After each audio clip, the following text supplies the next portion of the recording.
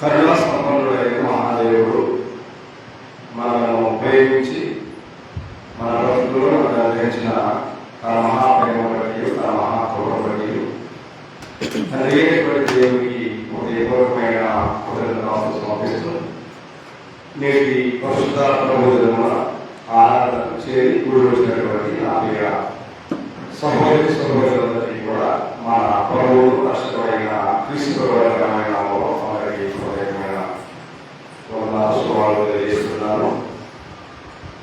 సరళంగా ప్రాచీనంగా చేయని మనం ఇంతవరకు దేవుని నామాన్ని గాత్ర స్వరంలో దేవుని నామాన్ని మహిమపరుస్తున్నాం. ఈ సమయంలో అందరం కలిసి పరిశుద్ధ గ్రంథంలోని విలువైన శ్రేష్టమైన దేవుడు మాట్లాడడానికి సిద్ధపడుతున్నాం. ప్రతి సమయంలో మనము ఈరోజు అంశాన్ని వినడానికి ముందు పోయినటువంటి ఆదివారం నాటి నేను చెప్పిన ఒకసారి జ్ఞాపకానికి తెస్తే మనం ముందుకు వెళ్ళడానికి ప్రయత్నించాలి. పోయినటువంటి ఆదివారం మనం ఏం చెప్పుకున్నాం, మనం ఏం చెప్పుకున్నాం, మనం ఏం చెప్పుకున్నాం పోయే ఆదివారం నాడు ఏమైనా గుర్తుందా? గుర్తుపోయిందా? వాక్యం మాత్రమే గుర్తుంది, అన్ని గుర్తుంది. వాక్యం ఉంటే జనాలు ఏమవుతుంది, అన్ని గుర్తుంటాయి. నెల తరబడి సంవత్సరం తరబడి క్రితాలు గుర్తుంది, కానీ దేవుని వాక్యం ఉంటే గుర్తుంది లేదు జనాలకి. అయితే నేను పోయినటువంటి ఆదివారం ప్రయోజనకరమైన ఏంటి విషయాన్ని నేను మీకు పరిచయం చేశాను, మనం నేర్చుకున్నాం. ఈ సమయంలో మనం నిష్ప్రయోజనమైన ఏంటి విషయాన్ని మనం ఆలోచించాలని ఏంటది నిష్ప్రయోజనమైనది ఏంటనేది ఆలోచించాలని సమయంలో. అంటే నిష్ప్రయోజనమైన అనేటువంటి బాగా డెప్త్కు వెళ్ళడానికి ముందు మనం ఎవరు మానవుడు.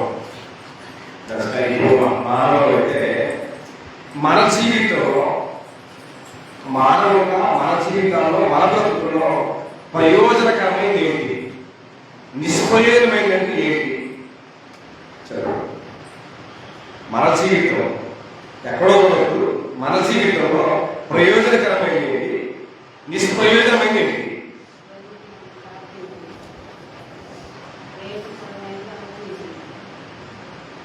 మన జీవితంలో మన బ్రతుకులో ప్రయోజనకరమైనది నిష్ప్రయోజనకరమైనది.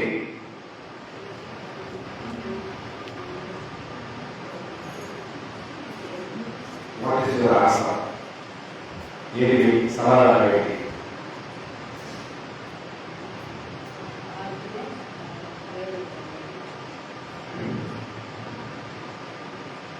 మానవిక జీవితంలో నిష్ప్రయోజనమైంది దేహం, ప్రయోజనమైంది జీవాత్మ. ఈ రెండుకి తారతమ్యం మనకు అర్థమైతే ప్రయోజనము నిష్ప్రయోజనం అనేది అల్టిమేట్ మనకు అర్థమవుతుంది. ఇక్కడ మనకు అదే అర్థం కాదు. ఎందుకని శరీరాన్ని ప్రేమించే వాళ్ళు శరీరానికి రుణస్తులు, శరీరాన్ని ప్రేమించే వాళ్ళు శరీరానికి దాసులు కనుక మనం ఆత్మ విషయమై ఎక్కడెక్కడ ఆలోచన చేసి వస్తుంది. దేహం దేహం ఈ ముగి దేహం మీదనే మన దేశంతా, మన ప్రేమంతా, మన మక్కువ అంతా, మన అభిలాషం అంతా, మన ఆకాంక్ష అంతా ఉపయోగం. కాబట్టి మానవుని జీవితంలో ప్రయోజనకరమైనది ఉంది అంటే అది ఒకే ఒక్క జీవాత్మ. దేహం అంతా చనిపోతే ఎక్కడికి బయటికి బయటికి బెడ్రూమ్లో ఉన్నాడు, మాస్టర్ బెడ్రూమ్లో ఉన్నాడు, ఎక్కడికి బయటికి. ఎందుకు? అయిపోయిందిగా. చనిపోయినటువంటి దేహము మట్టికి అప్పగించాలి కనుక ఇంటికి బయటలో పెట్టు, లేదా ఇంట్లో స్థలంలో రోడ్డు మీద పెట్టేటువంటి పరిస్థితుల్లో మనం దిగదాల్చుకొస్తాం. కానీ దేవుడు మనం దయచేసినటువంటి జీవాత్మ ఏదైతే ఉందో సో ఫర్ ఎవర్ లివింగ్, అది శాశ్వత కాలం ఉండేది. కానీ మానవిక ధ్యాస అంతా అల్పకాలమైన దాని మీదనే మన మనస్సు, మన ధ్యాస, మన వ్యామోహం, మన మోసు ఉండేటువంటి పరిస్థితులు. కానీ కాలం కాబట్టి ఇక్కడ గ్రంథాన్ని మనం గమనించినట్లయితే ఈ మానవుని జీవితంలో ప్రయోజనకరమైనది దేవుని స్వరూపం అనే విషయాన్ని మర్చిపోవాలి. దేవుడు తన పోలికని, తన రూపాన్ని, తన స్వరూపాన్ని నీకు అనుగ్రహించాడు. అర్హత లేని మనకి జీవాత్మ దయచేశాడు. అయినా దేవుడంటే ఎంత సులభమో, దేవుడంటే ఎంత నిర్లక్ష్యమో, దేవుడంటే ఎంత భయం లేకపోవడమో ఆలోచించి చూడాలి గమనించి. కాబట్టి ఈ భూమిలో జీవించే ప్రజలు అబద్ధమైన మాటలని బాగా నమ్ముతుంటారు. ఎందుకని అబద్ధానికి ఉన్నటువంటి క్రేజ్, అబద్ధంలో ఉన్నటువంటి రుచి, అబద్ధంలో ఉన్న మాధుర్యము నిజంలో ఉండదు. ఎందుకంటే నువ్వు దానికి ఏ రకమైన తాలింపు ఏ అవసరం. నిజం అనేది ఎప్పుడు కూడా నిక్కచ్చిగా, నిర్భయంగా, సింగిల్గా ఉంటుంది. కానీ అబద్ధానికి ఎన్నో రకాలైన తాలింపులు, ఎన్నో రకాలైన హంగులు అందాల్సిన అవసరం ఉన్నాయి. కానీ గ్రంథాన్ని మనం గమనించాలి. ఇర్మియా గ్రంథము 7వ అధ్యాయము 8వ వచనాన్ని గ్రంథాన్ని గమనించినట్లయితే, ఇర్మియా గ్రంథము 7వ అధ్యాయము 8వ వచనాన్ని మీరు గ్రంథం నుంచి గమనించినట్లయితే, ఇర్మియా గ్రంథము 7వ అధ్యాయము,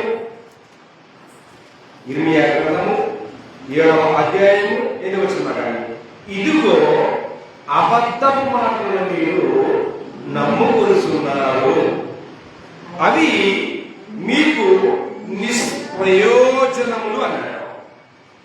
చూసారా, అబద్ధమును నమ్ముతున్నారు కాబట్టి, అబద్ధమైన వాటిని నమ్ముతున్నారు కాబట్టి వాటి వలన మీకు ఏమాత్రము ప్రయోజనకరమైంది కాదు అని చెప్పి గ్రంథం మనకు బోధిస్తుంది.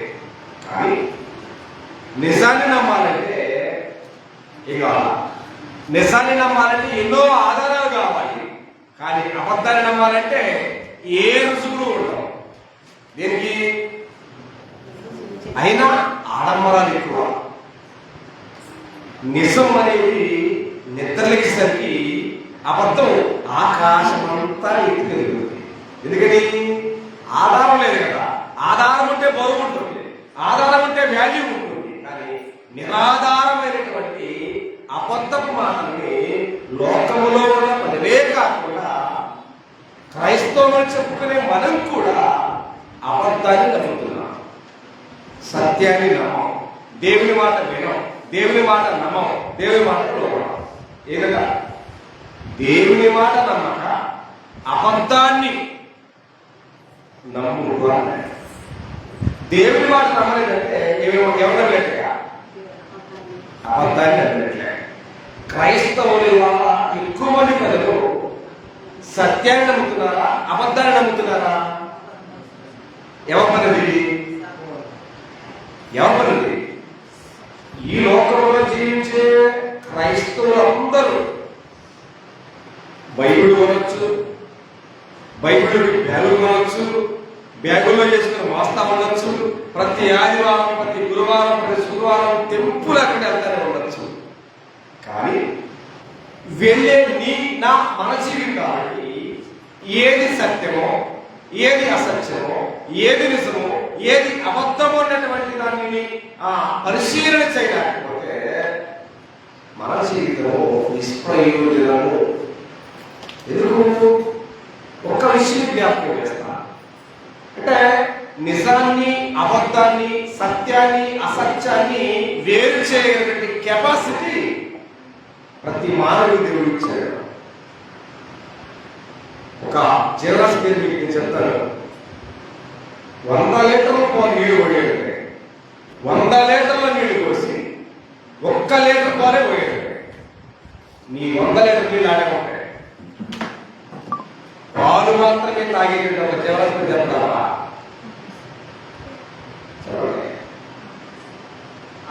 తాను పుట్టిన వాటిలో, తాను సృష్టించిన వాటిలో మనము ప్రథమ ఫలమైతే ఒక పక్షిగా 2 కాళ్ళు కలిగినటువంటి పక్షి హంస అయితే ఆ హంసకున్నటువంటి టాలెంట్, క్యాలిబర్ అంతా 100 లీటర్ల నీళ్ళలో 1 లీటర్ పాలు పోతే ఆ పాలు మాత్రమే సేవించగలిగినటువంటి అంత జ్ఞానయుక్తమైనటువంటి జీవరాశి కంటే మనం గొప్పవడం అంటే మన జ్ఞానం ఏమైంది? సత్యాన్ని అసత్యాన్ని రెండింటిని సపరేట్ చేయగలిగిన స్టామినా దేవుడు మనకి ఇచ్చాడు. కానీ మనము సత్యాన్ని నమ్మక, సత్యమును నమ్మక అబద్ధమును నమ్మునట్లు మోసము చేయ శక్తిని దేవుడు ఎవరికి ఇచ్చాడు? ఒక్కసారి అపోస్తలుడైన పౌలు తెస్సలోనికీయులకు రాసిన రెండవ పత్రిక 2వ అధ్యాయంలో ఈ మాట ఈ విధంగా రాయబడింది. పరిశుద్ధ గ్రంథంలో తెస్సలోనికీయులకు రాసినటువంటి 2వ పత్రిక 2వ అధ్యాయము చూడండి. 2వ అధ్యాయం 10-11 లేదా 11 ఇందు చేత సత్యమును నమ్మక అక్కడ చెప్పండి, దివ్య ప్రవక్త చెప్పాడు అబద్ధమును నమ్మునట్లు అన్నాడు. ఎక్కడ బలపరిచేది? సత్యాన్ని నమ్మక దుర్నీతి అభిలాష గల వారందరూ శిక్షావిధి పొందుటకై అబద్ధమును నమ్మునట్లు మోసము చేసే దేవుడు వారికి సాతాను వచరుకి, సాతాను గుంపుకి, సాతాను మందకి సత్యవాక్యాన్ని నమ్మనటువంటి నామకాంత క్రైస్తవ భక్తులందరినీ వాడికి అప్పగిస్తున్నారు. సపరేట్ అయింది ఎవరు? సపరేట్ అయింది. ఇక సపరేట్ చేయబడినటువంటి జనం సత్యాన్ని నమ్మరు, సత్యాన్ని ఆశ్రయించరు, సత్యాన్ని వినరు. మరి ఏమింటారు? అబద్ధాన్ని వింటారు, అబద్ధాన్నే మోస్తారు, అబద్ధాన్నే ప్రచురణ చేస్తారు, అబద్ధంతోనే వాళ్ళు కాలం గడుపుకుంటారు. ఈ లోకంలో మాయా అంతా మాయ, ఏమైనా ప్రయోజనంగా లేదు వాస్తవానికి. కాబట్టి అబద్ధంలో నమ్ముకుంటుగా మిమ్మల్ని మీరే మోసం చేసుకున్నారు. అది మీ జీవితాలకు ఏమాత్రమో ప్రయోజనకరము కాదు, అది నిష్ప్రయోజనమే అని ఇరియా ప్రాంతంలో మాట్లాడుతున్నారు.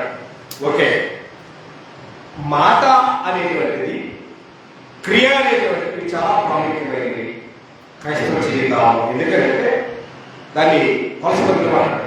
మరియు మీరేమి చేసినను మాట చేత కానీ క్రియ చేత కానీ మీరేమి చేసినను తండ్రి అయిన దేవుడికి కుమారుడైన క్రీస్తు చేసినందుకు కృతజ్ఞతాస్తులు చెల్లించాలి అని చెప్పి అది దేవుని యొక్క చిరకాల వాంఛ, అది అభిలాష, ఆయన కోరిక వాస్తవానికి గ్రంథంలో ఉంది. అయితే ఈ భూమి మీద మనము చాలా మంది మనం ఏమి చేసినా ఎలా చేసినా దేవుడు ఆమోదిస్తాడు, అంగీకరిస్తాడు, జై కొడతాడనే భ్రమలో బతుకుతున్నటువంటి భక్తులు చాలా ఉంటారు. పరిశుద్ధుడుగా, విశ్వాసిగా, నీతిమంతుడుగా నీవు జీవించే నీ జీవిత కొలమానం ఏమో తెలుసు? దేవుడికి తెలుసు. ఒక్కసారి యెషయా గ్రంథము 57వ అధ్యాయము 12వ వచన భాగాన్ని చూస్తే, నీ నీతి ఎంతో అయినా నాకు తెలుసు అంటున్నాడు దేవుడు. నీ నీతి అంటే మానవ జీవితాల్లో ఉన్న నీతితో నాకు తెలుసుకునే మార్చబడింది. ఎవరికి వారిని పరిశుద్ధుడిని, ఎవరికి వారిని నీతిమంతుడిని ఆకాశం నుంచి ఊడిపడినాడు అనుకునేటువంటి ప్రమాదం వారికి ఇక్కడ యెషయా గ్రంథం మాట్లాడుతున్న సందర్భం చదవబోతున్నాం. యెషయా గ్రంథము 57వ అధ్యాయం 12వ వచన భాగాన్ని మనం గమనించినట్లయితే, నీ నీతి ఎంతో నేను తెలియజేసేదను, నీ క్రియలు నీకు నిష్ప్రయోజనములను అన్నాడు. చూసారా? నీతి అన్నాడు. నీతి అదే మాట గ్రంథంలో కొత్త నిబంధనలో ఎవరి నోట మీకు వినబడింది?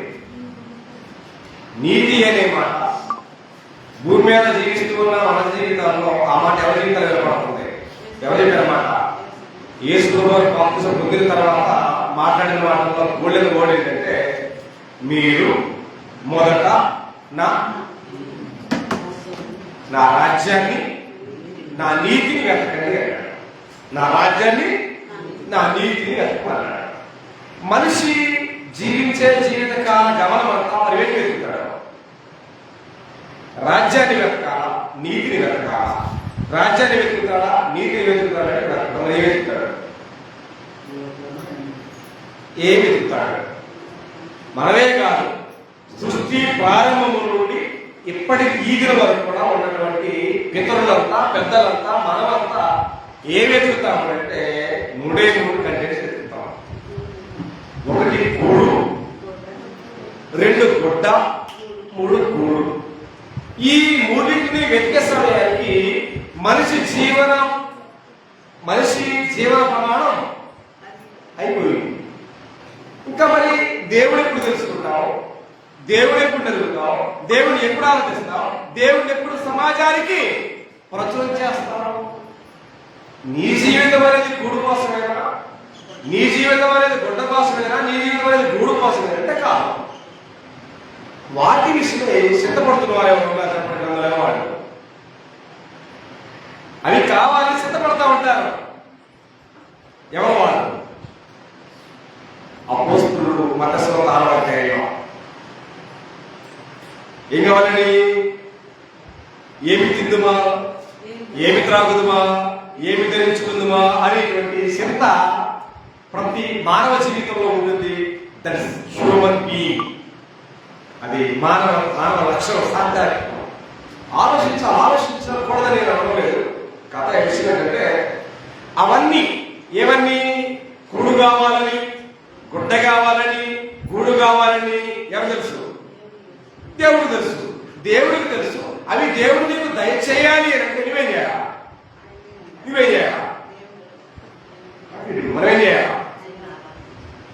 మనమేం చేయాలంటే మొదట ఆయన రాజ్యాన్ని వెతకండి, మొదట ఆయన నీతిని వెతకండి అన్నాడు. పాత నిబంధనలో ప్రవక్త పరిచయం చేసుకొచ్చారు.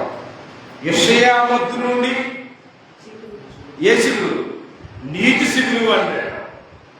మనకి ప్రవక్త చెప్పుకొచ్చాడు, నీతి సూర్యుడు ఉదయించుకున్నాడు. ఆ నీతి ఎవరు? అవునా? ఎగ్జాక్ట్ చేసుకోవాలి నీతి. కాబట్టి నా నీతిని అన్నాడు, నా నీతిని, నా రాజ్యాన్ని వెతకమన్నాడు. ఆయన రాజ్యాన్ని, ఆయన నీతిని, ఆయన మాటలను వ్యక్తివానికి దేవుడు ఏమిస్తాడు? కూడిస్తాడు, గూడిస్తాడు, గుడ్డిస్తాడు, అన్ని ఇస్తాడు. కానీ ఆయన మాట నమ్మక అపనమ్మకంతో ప్రార్థనకు వస్తూనే నీకు కావాలనే వాటి కోసం ఎంత పరుగులెత్తినా నీ జీవితము ఎండమావం కోసం పరిగెత్తుతున్నట్లే. ఎందుకని? నమ్మలేదుగా. నమ్మకపోతే ఏమవుతుంది? ఏం జరగదు? నమ్ముట నీ వలనైతే నమ్ము ప్రతివానికి సమస్తము సాధ్యమే. మరి అలాంటి నమ్మకం లేనప్పుడు మన జీవితంలో మిగిలింది అపనమ్మకమే కదా. అపనమ్మకానికి ఫలితం నిరాశ, నిస్పృహ, దుఃఖమే కదా. ఇంకేమన్నా లేదా? వాస్తవం.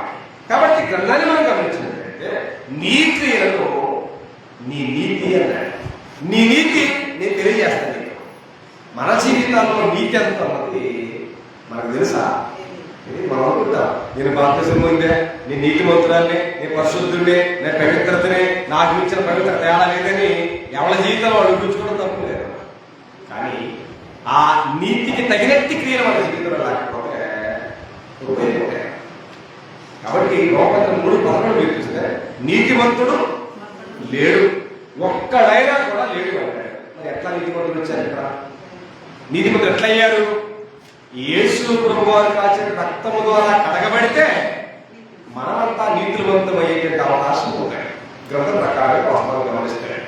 కాబట్టి మనం అనుకుంటే మనం నీతివంతులం కాదు, అవుతామా? కాబట్టి నీ నీతి ఎంతో నేను తెలియజేస్తా. నాకు తెలుసు, మీ మాటల్లో కాదు. మీ మాటల్లో మీరు గొప్పగా చెప్పుకుంటే, మీరు రేవడిని, బిషప్ని, అది ఇది అని చెప్పి మీరు గొప్పగా చెప్పుకుంటే ఉడకదది. కాబట్టి మీ గురించి చెప్పాలని నేను చెప్పాలా? ఎందుకంటే I'm the creator, I'm the capable god in the world. సమర్థుడైన దేవుడు కనుక నేను చెప్పాలా అని యెషయా ప్రవక్త దేవుడు మాట్లాడుతున్నాడు. కాబట్టి మీ జీవితంలో నీతి లేని కారణాన, మీ జీవితంలో నీతి మారినటువంటి పనులు చేస్తున్నారు కనుక మీ క్రియలు ఎలాంటివి? నిష్ప్రయోజనమైనవి చెప్పుకొచ్చారు. నిష్ప్రయోజనమైనవి చెప్పుకొచ్చింది. కాబట్టి నిష్ప్రయోజనమైనటువంటి వాటి కోసం మనం ఏనాడు పరిగెత్తవలసిన ఆవశ్యకత ఈనాడు ఎదుర్కొస్తున్నాయి. కాబట్టి పాత నిబంధనలో ఇశ్రాయేలుడు కానీ కొత్త నిబంధనలో జీవిస్తున్న వారు కానీ ఎవరికి వారిగానే ముగించుకుంటున్నారు. ఎవరిలాగా యేసుక్రీస్తు ఉపమానం చెప్పారు. ఇద్దరు వచ్చారంట దేవాలయంలోకి ప్రార్థన చేయడానికి. ఏమండి, ప్రార్థన చేయడానికి ఇద్దరు వ్యక్తులు వచ్చారు. ఎవరో వారు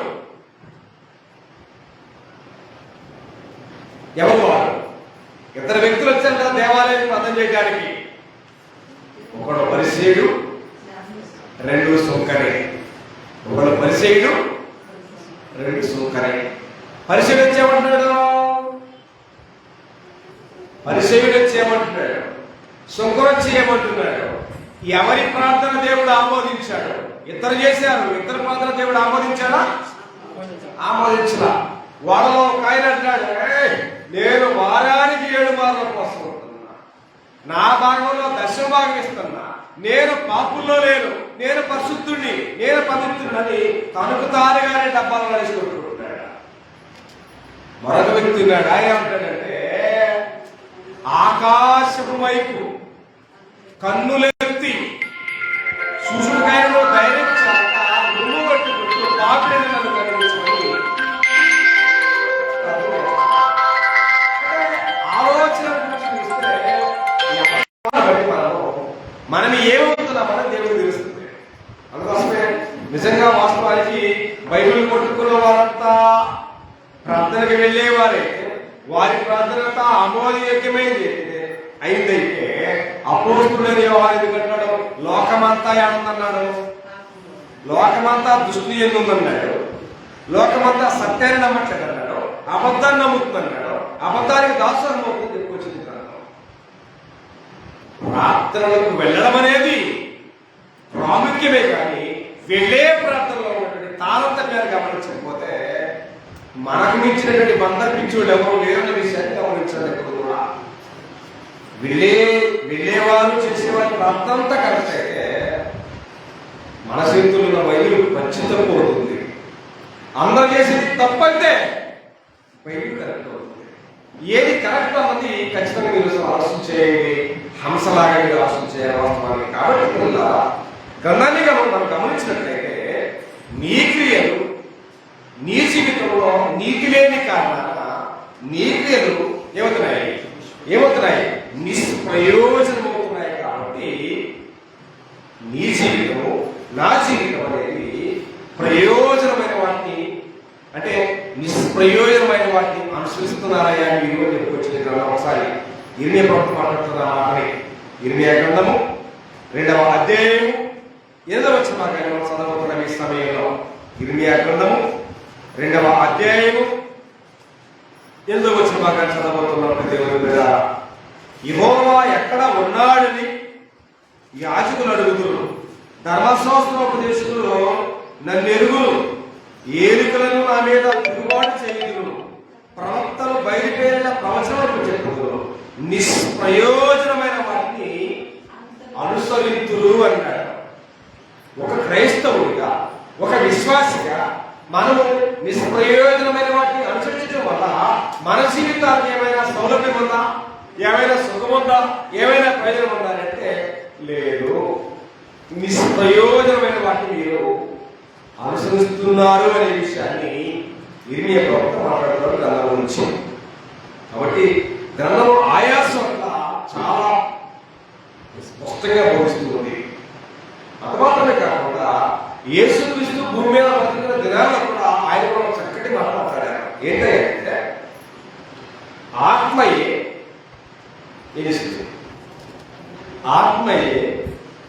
జీవించున్నది, శరీరం కేవలం నిష్ప్రయోజనం అన్నారు. ఏం ప్రయోజనం? ఆత్మ ప్రయోజనం, శరీరం నిష్ప్రయోజనం. మరి మన మనసంతా దేని మీద? శరీరం మీద. మన దేహం, దేవుడు మనకి ఇచ్చిన దేహంలో 2 ఉన్నాయి. ఒకటి దేహము, 2 ఆత్మ. ఈ 2 స్థిరమైంది ఏంటి? ఆత్మ. ఓకే. మరి దేహము మనం మనం మన భాగమే. దేహానికి దేహము బలంగా బలిష్టంగా శక్తివంతంగా ఉండాలంటే వారానికి రోజుకి ఎసార్లు రోజుకు 3 సార్లు తెల్లారగానే టిఫిన్, 12 దాటగానే అన్నం, మళ్ళీ నైట్ 8 దాటగానే ఇలా అన్నం వేసేసి మధ్యలో అల్పాహారం వేసి అదేసి చేసి బాడీని సెపరేట్ చేస్తారు. బాడీ ఇబ్బంది లేకుండా మంచి స్టెబిలిటీగా ఉంటుంది. దాన్ని ఉండాలి. మరి ఆత్మకి ఏం చేస్తారు? శరీరానికి ఏమో 7 మూళ్ళు 21 సార్లు ఆహారం పెడతారు. ఓకే, మరి ఆత్మకు వచ్చరికి వారానికి ఎన్నిసార్లు పెడతారు ఆహారానికి? వారానికి ఎన్నిసార్లు పెడతారు ఆహారాన్ని? వారానికి ఒకసారి. రైట్. ఆత్మ సంబంధమైన జీవితాన్ని వారానికి ఒకసారి వస్తాయి కదా. ఈ వార దినాల్లో ఎవ్వరు అందరూ అక్కడ మళ్ళీ వచ్చేదో మాత్రం అందరంటే ఆత్మకేమో వారానికి ఒకసారి. అది ఉత్తామర్థంగా రావద్దా, వస్తే బాగుంటుందా, రాకపోతే బాగుంటుందా, ప్రయాణం లేదా పని లేదా చూసుకొని మనం వస్తాం. అదే మరి ప్రయాణం ఉంది, పనులున్నాయి, ప్రయాణం ఉన్నాయి, పనులున్నాయినా టిఫిన్ మారిందా, ఆహారం మధ్యాహ్నం మారిందా, ఏ టయానికి ఆ టయానికి లోపల పడేస్తాం కదా. మరి ఆత్మ సంబంధమైన జీవితం అడగాలిపోతున్నా, ఆత్మ సంబంధమైన జీవితం అభివృద్ధి లేకపోయినా దాన్ని మాత్రం పాత పనులు రోడ్డు మీద వేస్తాం. దేహానికి మాత్రం ఏ రోజు కారణంలో అత్తి లోకంలో అడగడం చేస్తాం. అంటే మన మనసు దేశం అదే వాడు చెప్పాడు, ఆత్మయే జీవింపజేసేది. ఈ భూమి మీద జీవించే ప్రతి మానవుని యొక్క ఆత్మ శాశ్వత కాలం బ్రతికేది. ఇక్కడ సరిపోగానే పెట్టగా అయ్యేటువంటి పరిణామం కాదు. ఇక్కడ కళ్ళు మూయి కానీ తెరిసే లోకం ఒకటి ఉంది. అయిపోయింది అనుకో మాకండి. ఇక్కడ మూసావు, ఇక్కడ ముయ్యగానే అక్కడ తెలుస్తాము. అక్కడ లోకం ఉన్నాయి.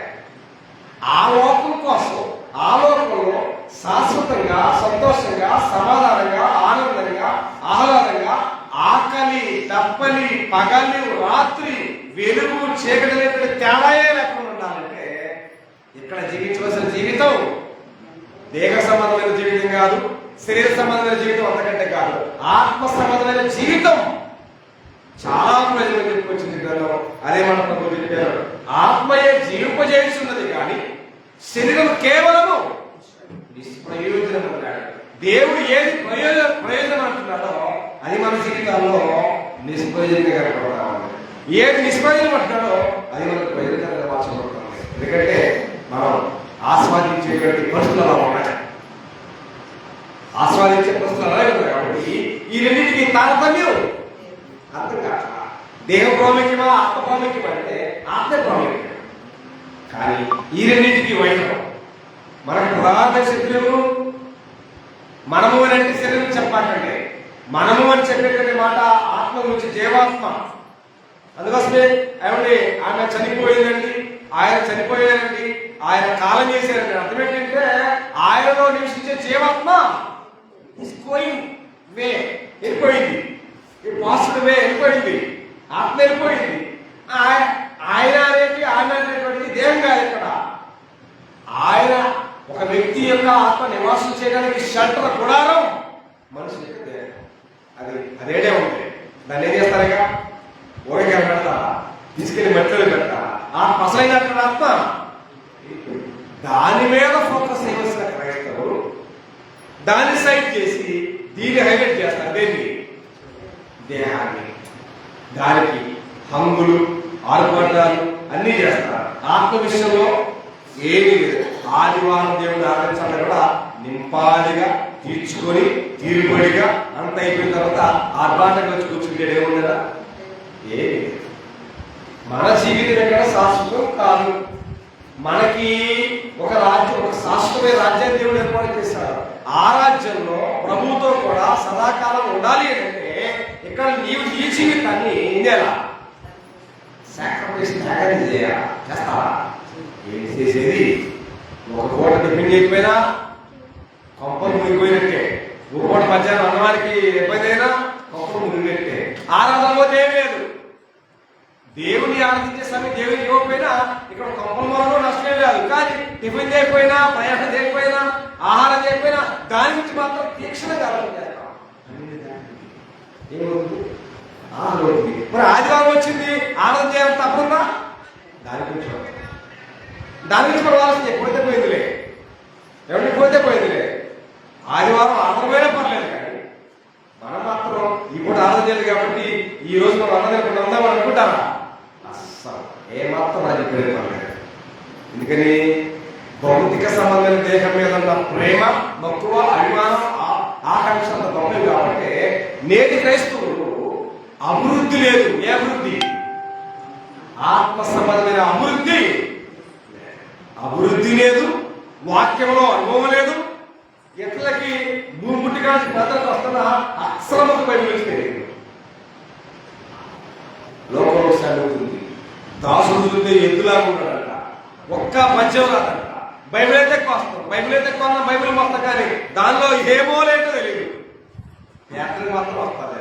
ఎందుకేడా దానిలో ఏ ముక్క ఏంటో, ఎక్కడేంటో, ఎక్కడ పదమో ఎక్కడ తెలియదు. అలాంటి బంధం నుంచి మనం శానంలో వెళ్ళాలి అంటే క్రైస్తవ కుటుంబాలు మనం చేయగలిగేది చేయాలి. కానీ అలా ఉందా? మనం మన పిల్లలు చదివిస్తాం, వాడు మాత్రం రెగ్యులర్ గా స్కూల్కి వెళ్ళాలా, రెగ్యులర్ గా వారి పుస్తకాలు ఉమర్ క్లాస్ రాయి కూర్చోబెడతాం. మరి మనం గ్రంథాన్ని చదివే విషయంలో, గ్రంథాన్ని పరిశీలన చేసే విషయంలో చూస్తామంటే ఆదివారం ఏడ పూస్తే మళ్ళా దేవుడు ఏ పని లేకుండా, ఏ ప్రయాణం లేకుండా క్షేమంగా వస్తే మళ్ళా ఏడు జరగడం తప్ప దాని వైపు చూసే పాపమే లేదు ప్రపంచంలో. తెల్లారగానే టిఫిన్ అడుగుతాం, తెల్లారగానే మధ్యాహ్నం భోజనం అడుగుతాం, ఏ కూర అడుగుతాం, అన్నీ అడుగుతాం. కానీ బైబిల్ తెలిసే సమయం మాత్రం ప్రపంచానికి ఇంకేడ అభివృద్ధి అయ్యేది. అభివృద్ధి లేదు, ఆకారం లేదు అన్నట్టుంది ప్రపంచం. కాబట్టి చాలా విచారకరమైన సంగతి.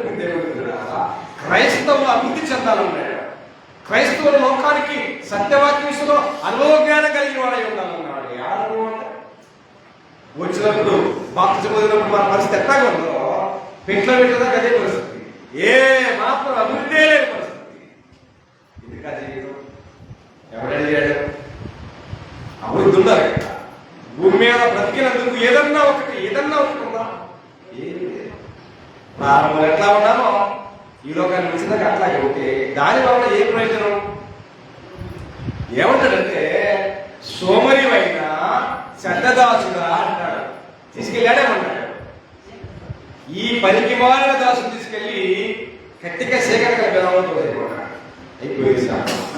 కాబట్టి మనము ఫలించే వారంగా ఉండాలి అంటే వాక్యం మన హృదయంలో ఉండాలా, వాక్యాన్ని ధ్యానించే వారంగా ఉండాలా, వాక్యాన్ని చదివే వారంగా ఉండాలా, వాక్యాన్ని సన్నిధిలో బోధించే వారంగా ఉండగలిగితే మన అభివృద్ధి కనబడతా ఉంటుంది. ఆదివారం మూసి ఆదివారం వేస్తే ఇంకేమో ఉందండి? అభివృద్ధి ఉందా? క్రైస్తవ జీవితానికి పేరు చెప్పుకు బతుకుతున్నాం, పెద్దగడతల భక్తులమే, కానీ దానిలో ఏ అక్షరం కూడా మనకు తెలియని పరిస్థితుల్లో ప్రపంచంలో విషయాలు బోధిస్తుంది. అయితే లోకములో అంటే క్రైస్తవులుగా ఉంటున్నాము. మునుపు వెనక, ముందు వెనక రెండు ఉంటాయి. మునుపు అంటే ఎంత పెట్టి, వెనక అంటే ముందు వెనక ఎంత పెట్టి. వెనక మనము దేవుడిని తెలియని వాళ్ళు, ముందుకు వచ్చిన తర్వాత తెలిసిన వాళ్ళు. ముందుకి వెనక్కి ఏముండాలా? ఖచ్చితమైన వ్యత్యాసం ఉందా? ఎవరి ముందుకి వెనక్కి వ్యత్యాసం ఉందా? ఖచ్చితంగా ఉందా? ఎందుకని? ఎగ్జాంపుల్ మీకు జ్ఞాపకం చేస్తా. పిల్లలు నడక నేర్చుకున్న తర్వాత మనం ఏం నేర్పుతామంటే అమ్మాను, నాన్నను, అత్తను, అమ్మ అని నేర్పుతాం. కొంతకాలం పోయిన తర్వాత నువ్వేం చెప్పవసరం, వాడు అన్ని హిస్టరీ మొత్తం చదువుతాడు. ఎందుకని? నువ్వు నేర్పావు కదా. నేర్పిన తర్వాత వాడు నేర్చుకున్నాడు. ఇది నీ ప్రమేయం లేకుండానే అన్ని మంత్రోచ్చారణ మొత్తం చేస్తాడు. ప్రపంచంలో మంత్రోచ్చారణ మొత్తం చేస్తాడు. ఎందుకని? నేర్చుకున్నాడు కాబట్టి. మరి అలాంటి విషయంలో మనము ఏం నేర్చుకుంటున్నాము? తేడా ఉందా లేదా? పౌరుడికి ముందు నేర్చుకున్నాడు, అమ్మాను అత్తాను తాతాను కావంటే మనం అనగానే అంటాడు, అలాగే అన్ని పదాలు నేర్చేసుకుంటాడు. ముందుకి అంటే అంటే నేర్పే సమయానికి నేర్చుకున్న తర్వాత ఏముంది? ముందుకి వ్యత్యాసం ఉందా లేదా? ఉంది. మరి అలాగనే క్రైస్తవుగా మన జీవితాల్లో బాప్టిజం పొందక ముందు, బాప్టిజం పొందిన తర్వాత ఏముండాలా? ఉండాలా? లేదు అలాగే ఉండొచ్చా? ఒక్కసారి ఫోన్ మాట్లాడుతున్నారు. గాంధీ పత్రిక 4:9 భాగాన్ని చూడండి. గలతీయులకు రాసిన పత్రిక 4:9 భాగాన్ని చదివినట్లయితే, గలతీయులకు రాసిన పత్రిక 4:9 భాగాన్ని, గలతీయులకు రాసిన పత్రిక 4:9 భాగాన్ని, ఇప్పుడు మీరు దేవుని ఎరిగిన వారు అన్నాడు. ఇప్పుడంటే ఎప్పుడు? 2025 అని అర్థం ఏమండి? 2025 అని అర్థం కాదు. 2025 అని కాదు. కానీ బాప్తిసం, క్రీస్తు యేసునికి బాప్తిసం పొందిన మీరు దేవుని ఎరిగిన వారు అన్నాడు. దేవుని ఎరిగిన వారంటే చెప్పండి. దేవుని ఎరిగిన వారేమో ఇంకో పదం చెప్పాలా? దేవుని ఎరగడం అంటే అర్థమేంటి? దేవుణ్ణి ఎరగడం అంటే అర్థమేంటి? వాక్యం తెలియకపోయినా, వాక్యంలో చెప్పేటువంటి సత్యం తెలియకపోయినా చాలా మంది మేము దేవుని ఎరిగాం, మాకు దేవుడు తెలుసు, దేవుడు తెలుసుకున్నాం, దేవుని ఎరిగామని చెప్పి ఎన్నెన్నో బడాయి మాటలు చెబుతూ ఉంటారు. దేవుణ్ణి ఎరిగామని మాటలు చెప్పడం కాదు అక్కడ. నువ్వు దేవుణ్ణి ఎరిగావంటే ఖచ్చితమైన ప్రాపర్ ఎవిడెన్స్ ఉంది అక్కడ గ్రంథంలో. యోహాను రాసిన మొదటి పత్రిక మీకు వస్తుంది. యోహాను రాసిన మొదటి పత్రిక 2వ అధ్యాయంలో మనము ఆయన ఆజ్ఞలు గైకొనటియే ఆయన ఎరగడం. ఆజ్ఞలు గైకొనకుండా నువ్వు దేవుణ్ణి ఎరిగామని చెప్పడం అనేది అసత్యం. అది అజ్ఞానం, నడిగే వాస్తవానికి. కాబట్టి ఆ కాలమందు ఇప్పుడు మీరు దేవుని ఎరిగిన వారు అన్నారు. చూడండి పూర్వపత్ర సందర్భాన్ని, గలతీ పత్రిక 4:9. ఇప్పుడు మీరు అంటే కొత్త నిబంధన సంత ప్రకారంగా క్రీస్తులోకి బాప్తిసం పొందిన మీరు, దేవుని ఆజ్ఞను గైకొన్న మీరు దేవుని ఎరిగిన వారు, నిజముగా దేవుడు కాని వారికి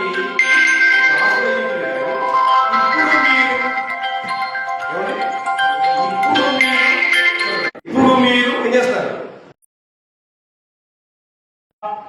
బలహీనమైనవి నిష్ప్రయోజనమైన మూల పాఠముల తట్టు మీరు మరలా తిరగనేలా తిరగచ్చా?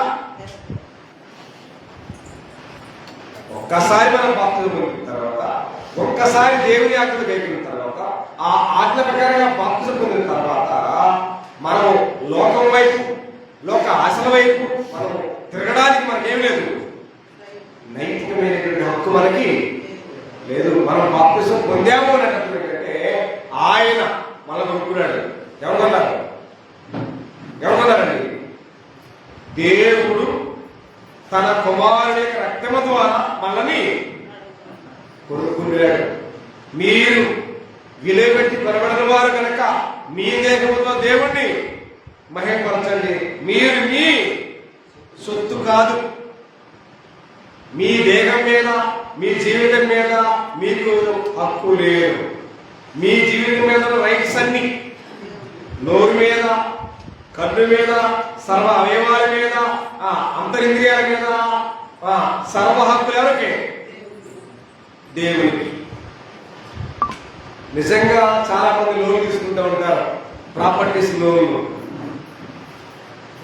లోన్ తీసుకుంటారు ఇల్లు కట్టుకోవడానికి. ఇల్లు కట్టుకోవడానికి స్థలం కానీ, ఇల్లు కానీ, బ్యాంకు సంబంధించిన ఏదైనా లావాదేవీలు తీసుకునే వారికి షరతులు ఉంటాయి. మీరు తీసుకునేటువంటి లోను ఏ కారణం చేతనే మీరు కట్టకపోతే మీరు కట్టినటువంటి ఆ ఇల్లు ఎదేచ్చు మేము స్వాధీనపరుచుకుంటాం, కండిషన్స్ అప్లై షరతులు అన్నాడు. ఎందుకని? నువ్వు డబ్బులు ఇల్లు కట్టావంటే ఎవరో బ్యాంకు లోన్ ఇచ్చింది, ఆ బ్యాంకు డబ్బులు కట్టకపోతే నువ్వు కట్టుకున్న ఇల్లు దీనికి ఓకే, లోకమంతా దీనికి ఓకే. ఎందుకని? బ్యాంకు ఇచ్చారు కాబట్టి బ్యాంకు తీసుకుంటారు. అదే అలాంటి విలువైనటువంటి కుమారుని రక్తం ఇచ్చి మన కొడితే ఆ రైట్స్ ఆయనకి మేము చెబుతారా? నా జీవితం ఏడ నీ జీవితం ఎవరో సంకరానికి పోయింది, నీ జీవితం ఎక్కడో సంకరానికి పోయింది. ఏపీఎస్పత్రులు ఫోన్ మాట్లాడారు, మీ అపరాధముల చేతలో మీ పాపల చేతలో చచ్చిపోయారు, మీ జీవితం అయిపోయింది. చనిపోయిన మీ జీవితాన్ని కుమారుడు ద్వారా ఇచ్చాడు, బ్రతికించాడు. నువ్వు బతుకుతున్న బ్రతుకు ఎవరిది? దేవుడి కృప. మీ బతుకుతున్న బ్రతుకు దయ ఎవరిది? మరి ఆ దయలో ఆ కృపలో జీవన కొనసాగిస్తున్నాడు. నేను అనే మాట అంటే వచ్చింది. దయా సంబంధం కాకుండా నిజంగా నువ్వు దేవుని సంబంధం అయితే ఏమంటాడు? దేవుని సంబంధి అయిన వాడు దేవుని మాట వింటాడు, దేవుని సంబంధి కాని వాడు దెయ్యా మాట వింటాడు. ఇక్కడ గ్రంథాన్ని మనం గమనించాలంటే ఆ కాలమందు మీరు దేవుని ఎరగని వారు అన్నాడు. ఇప్పుడు బాప్తిసం పొందక ముందు మీరు దేవుని ఎరగని వారు, బాప్తిసం పొందిన తర్వాత ఇప్పుడు మీరు దేవుని ఎరిగిన వారు, దేవుని చేత ఎరగబడిన వారినే కనుక బలహీనమైన నిష్ప్రయోజనమైన మూలపాటు వల్ల తిరగనేలా అవి ఏమైంది మనకి? అవి నిష్ప్రయోజనమైనవి అని మనం నమ్మాము, నిష్ప్రయోజనం తెలుసుకున్నాం, బయటకు వచ్చాము. బయటకు వచ్చిన తర్వాత తిరిగి వెళ్ళొచ్చా? ఎలా లేదు. వెళితే పరిస్థితి రెండు గురించి చెప్పుకోలేదు. కుక్క తన వాటికి తిరిగినట్లు కడగబడిన మంది మరలా బురదలో దొరుకుడు సమానము అని నిజమైన సంగత వీరి జీవితంలో సంభవించింది అన్నాడు. లోకంలో బాప్తిసం పొందిన వారు లోకంలో ఏ ఆట ఆడినా ఇబ్బంది లేదు. కానీ క్రీస్తు యేసులోకి బాప్తిసం పొందిన తర్వాత మనకి లోకానికి సంబంధం లేదు. We are separate people in the world. మనము లోకములో నుండి ప్రత్యేకించబడిన వారు, సపరేట్ చేస్తాడు. గొర్రెలని మేకలు ఎలాగైతే ఏం చేస్తాడో అలాగే మన బాప్తిసం పొందినప్పుడు పరిశుద్ధులు పాపనేటువంటి ఏం చేశాడు. కాబట్టి కదా నీతివంతుల సభలో ఎవరుంటారు? పాపులు అన్నాడు. కాబట్టి నీతిమంతుల సభ, పరిశుద్ధుల సభ ఏది అంటే క్రీస్తు సంఘమే. ఈ సంఘంలో ఎవరికైనా అవకాశం పాపులు లేదు. ఇది నీతిమంతుల సభ, ఇది పరిశుద్ధుల సభ. దీనికి పేరే క్రీస్తు సంఘం అనే విషయం గ్రంథం అంటే ఆయాసంతో బోధిస్తుండేది విధానం. కాబట్టి మీరు ఆ కాలం అయితే మీరు ఏం చేసిన ఇబ్బంది లేదు, నోట్ ఏం చేసిన ఇబ్బంది లేదు. కానీ బాప్తిసం పొందిన తర్వాత మళ్ళా మనం లోకంలో ఉన్న మూలపాటలతో శరీర సంబంధమైన ఆలోచన వైపు పరిగెత్తడానికి అవకాశం లేదు. కానీ చాలా మంది పరిగెత్తుతున్నారు. ఎంత పరిగెత్తినా ఒడిగల గుర్రంలాగా ఎంత వేగంగా పరిగెత్తినా వేగవంతమైన నీ ప్రయాణి ఆపడానికి సమర్థుడైన దేవుడు అనే విషయం మర్చిపోవద్దు. అదేంటాడు కదా, నరుని ఆత్మ యెహోవా పెట్టిన దీపము.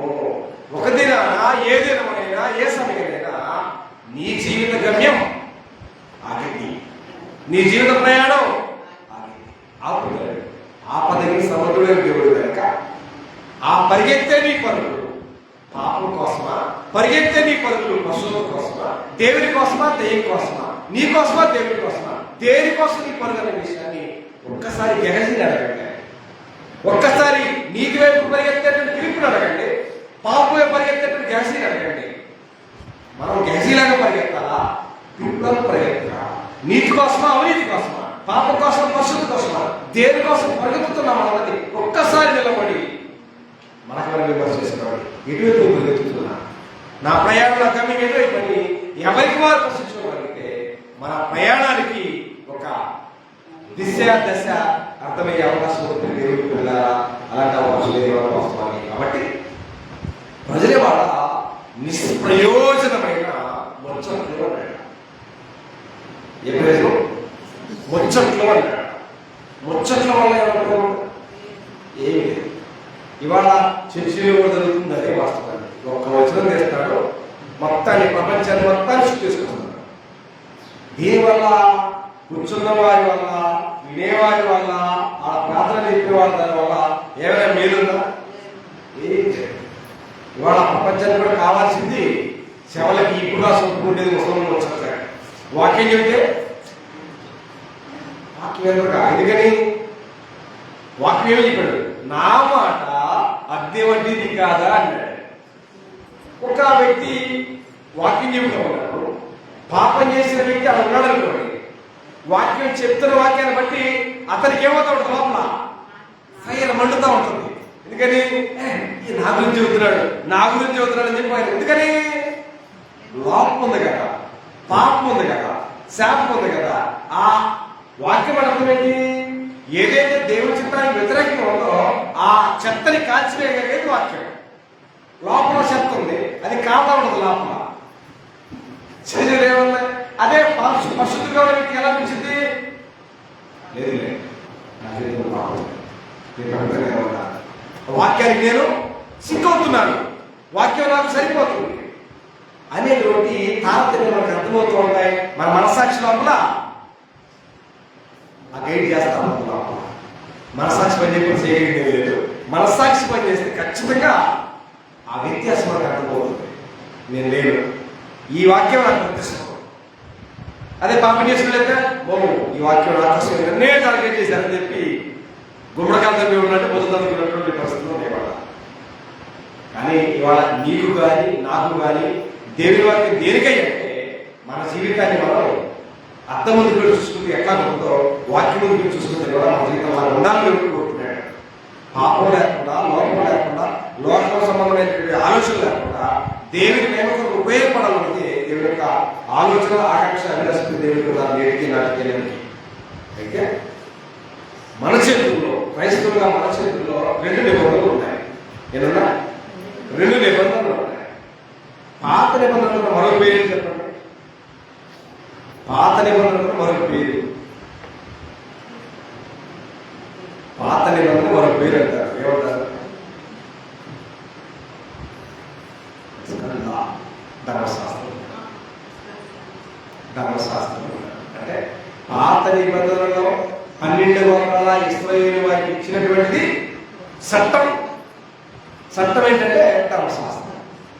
ఇవాళ క్రీస్తు వారు మరణించి సమాధి చేయబడి పునరుద్ధరణ లేచి ఆయన పరలోకానికి వెళ్ళిన తర్వాత మనకు అందించబడింది కొత్త నిబంధన చట్టం. అది పాత నిబంధన ధర్మశాస్త్రం అనే చట్టం అని ఇవ్వబడింది. అది వాళ్ళు ఇవాళ మనకున్నటువంటి కొత్త నిబంధన చట్టం అనేది మనలో. అయితే 2 నిబంధనలు మన దగ్గర ఉంటాయి. దానిలో ప్రాముఖ్యమైనది మేజర్ చెప్పడం ధర్మశాస్త్రం అనేది మేజర్ పాయింట్. పాత నిబంధనలో వారు జీవించే జీవితాలను ధర్మశాస్త్రం చెప్తా ఉంటుంది.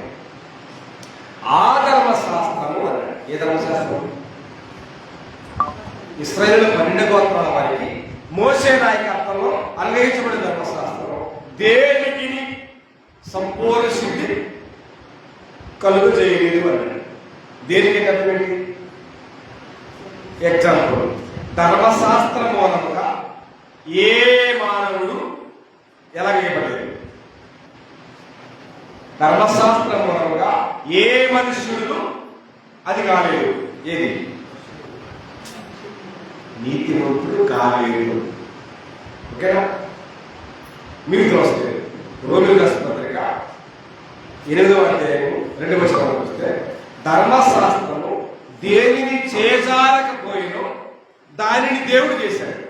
ధర్మశాస్త్రం ఏం చేయలేకపోయింది. ధర్మశాస్త్రము ఏమి చేయజాలకపోయింది. ఏ మానవుని జీవితకాలం పరిశుద్ధుడిని, నీతిమంతుడిని చేయలేకపోయింది. సంవత్సరానికి ఒకసారి జియో ఫోన్ అందరూ వాడుతున్నారు. ఫోన్ వాడటం ఎవరు లేరు. జియో ఫోన్ రీఛార్జ్ చేసుకుంటారు. ఎన్ని రోజులు? 28 రోజులు. 28 రోజులు 2 రోజుల ముందు చెబుతాడు నీ 50 అయిపోయి వస్తుంది, 2 రోజులు రీఛార్జ్ చేసుకొని చెబుతాడు. అంటే తిరిగి మళ్ళా నీకు ఫోన్ కావాలంటే, నీకు నెట్ కావాలంటే తిరిగి మళ్ళా రీఛార్జ్ చేయొచ్చా? పాత నిబంధనలో ధర్మశాస్త్రంలో జీవించిన ఇశ్రాయేలు జీవితంలో ఉన్న పాపం కూడా సంవత్సరానికి ఒకసారి రెన్యూవల్, 2 సంవత్సరాలకు ఒకసారి రీఛార్జ్ చేయించుకోవడం పరిస్థితి. కానీ ధర్మశాస్త్రము శాశ్వత కాలంగా ఏ మానవుడిని ఏం జరిపోయింది? నీతిమంతుడుగా, పరిశుద్ధుడుగా, పవిత్రుడుగా చేయలేకపోయింది. దాన్ని దేవుడు చూసిన వాడు ఇది కాదు ప్రాసెస్. నా కుమారుడే కృష్ణుడు అనుకుంటే నా కుమారుడు వచ్చే పవిత్రత సో ఫర్ ఎవర్ శాశ్వత కాలం ఉండాలని దేవుడికి ఆలోచన. కాబట్టి ధర్మశాస్త్రం దేనిని చేసాలకపోయారో దానిని దేవుడు చేశాడు అని చెప్పి రోమపత్రుడు మాట్లాడాడు. ఇప్పుడు హెబ్రీ పత్రిక 7వ అధ్యాయం 18వ వచనం చూడండి. ఈ సమయంలో హెబ్రీ రాసిన పత్రిక 7వ అధ్యాయం 18వ వచనం గమనించినట్లయితే హెబ్రీ రాసిన పత్రిక 7వ అధ్యాయం 18వ వచనం కానీ ఆ ధర్మశాస్త్రము ఇప్పుడు ఎక్కడికి వెళ్ళాలి? నిర్గమాకాండంలో 1200 ఇశ్రాయేలు సంత వారికి మోషే నాయకత్వం ఇచ్చిన ఆ ధర్మశాస్త్రము దేనికి ఎదురంట సంపూర్ణ శక్తి కలుగ చేయలేదు కనుక ముందీయబడిన ఆజ్ఞ నిష్ప్రయోజనమైనది. నిష్ప్రయోజనమైన ఆజ్ఞ బలహీనమైనందున నిష్ప్రయోజనమైనందున అది నివారణ చేయబడి ఉన్నది. నివారణ అంటే ఆపబడింది, రద్దు చేయబడింది, నివారించబడింది. అంతకంటే ధర్మశాస్త్రము కంటే శ్రేష్టమైన నిరీక్షణ దాని వెంట ప్రవేశపెట్టబడింది. ఆ శ్రేష్టమైన నిరీక్షనే కొత్త నిబంధన చట్టము. ధర్మశాస్త్రం ఎలా వచ్చింది? ఎద్దుల యొక్కయు మేకల యొక్కయు గొర్రెల యొక్కయు రక్తాన్ని సిందిస్తే ధర్మశాస్త్రం వచ్చింది. కొత్త నిబంధన ఎద్దుల యొక్కయు మేకల యొక్కయు కోడెల యొక్కయు కాక తన కుమారుల స్వరక్తము చేత నిరూపించబడితే కొత్త నిబంధన చట్టం. పాత నిబంధన భౌతిక సంబంధమైంది, కొత్త నిబంధన ఆత్మ సంబంధమైంది. ధర్మశాస్త్రానికి మరో పేరు చెప్పండి. కొత్త నిబంధన మరో పేరు చెప్పండి. ధర్మశాస్త్రాన్ని అక్షరంగా పోల్చాడు, కొత్త నిబంధనని ఎలా పోల్చాడు? అక్షరం ఏం చేసింది? అక్షరం ఏం చేస్తుంది? ధర్మశాస్త్రంలో ఆ రాతి పలకల మీద రాయబడినటువంటి అక్షరము ఏం చేస్తుంది? పోల్చాడు. కొంత 2:3 అధ్యాయంలో అక్షరము సంపును గాని ఆత్మ ఏం చేస్తుంది? అక్షరం చంపింది. దానికి నేను చూపిస్తా ఆధారం. అక్షరము చంపును ఆత్మ జీవింపచేయను అన్నాడు. మొదటి 2:3 అధ్యాయంలో మాట రాయబడింది. అయితే అక్షరము చంపును అన్నాడు కదా. ఒక్కసారి చూడండి, దానికి నేను ఎగ్జాంపుల్ జ్ఞాపకం చేస్తాను, ఎందుకంటే చాలా ప్రాముఖ్యమైన సందర్భం. కొరింథీయులకు రాసిన 2వ పత్రిక 3వ అధ్యాయం. కొరింథీయులకు రాసిన 2వ పత్రిక 3వ అధ్యాయం 6వ వచనం. ఆయన మమ్మును క్రొత్త నిబంధనకు అనగా అక్షరముకు కాదు కానీ ఆత్మకే పరిచారములకు మాకు సామర్థ్యం కలిగించి ఉన్నాడు. అక్షరము సంపును గాని ఆత్మ జీవింపజేయుడు అన్నాడు. ఆత్మ ఏం చేసింది? బ్రతికించింది. అక్షరం ఏం చేసింది? చదివి. ఈ రెండింటికి ఉన్నటువంటి వ్యత్యాసం ఏమిటో తెలుసా? అక్షరం అనేది ఎక్కడ చంపిందా? ఆత్మ ఎక్కడ బతికించిందా? లేదా? ఈ వ్యత్యాసం మీకు ఎక్కడ తెలుసా? లేదా? ధర్మశాస్త్రం యొక్క ప్రారంభ దినాలు అక్షరము అనేది అమల్లోనికి వస్తుండగా ఎంతమంది చనిపోయారు? ఆత్మ అనేది అమల్లోనికి వస్తుండగా, అంటే పాత నిబంధన అమల్లోనికి వస్తుండగా 3000 మంది ఒకే దినాన్ని కూలిపోయారు. నేను మీకు ఆలోచన చూపిస్తాను. ఆత్మ అనేది కొత్త నిబంధన చట్టం అమల్లోకి వస్తుండగా ఎంతమంది బతికించింది? ఎంతమందికి? ఆత్మ అనే కొత్త నిబంధన చట్టం అమల్లోనికి వస్తుండగా 3000 మందిని బ్రతికించింది. ఎక్కడ? సందర్భంగా అపోస్తుల కార్యక్రమం 2వ అధ్యాయంలో అపోస్తులతో కలిసి పేతురు ప్రసంగం చేస్తే 3000 మంది ఒకే దినాన బాప్తిసం పొందారు. దాని అర్థమేంటి? పాపములో మరణములో సరిపోయిన వారిని దేవుడు ఏం చేశాడు? బ్రతికించిన విధంగా ధర్మశాస్త్రం అమల్లోకి వస్తుండగా ఇశ్రాయేలు చేసినటువంటి పొరపాట్లు, దేనికి? త్రాగడానికి, తినడానికి చేసినటువంటి లోపాలను బట్టి ధర్మశాస్త్రం అమల్లోకి వస్తుంటుండే కానీ 3,000 మంది ఒకే దినాన చనిపోయారు. ఆదాము గుర్తుపోతారా? దయచేసి ఒకే దినమున 3,000 మంది. దయచేసి ఒకసారి నిర్గమాకాండము 32వ అధ్యాయం 8వ వచనం చూడండి. నిర్గమాకాండము 32వ అధ్యాయం 28వ వచనం కానీ చదవబోతున్న ఈ సమయంలో నిర్గమాకాండము 32వ అధ్యాయం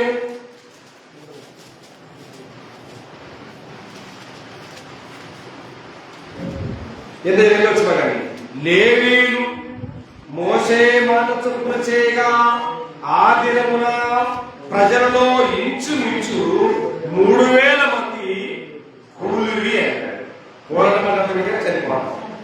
కొత్త నిబంధన పాత నిబంధన అనే అక్షరం అమల్లోకి వస్తుండగా 3,000 మంది చంపేసేసింది.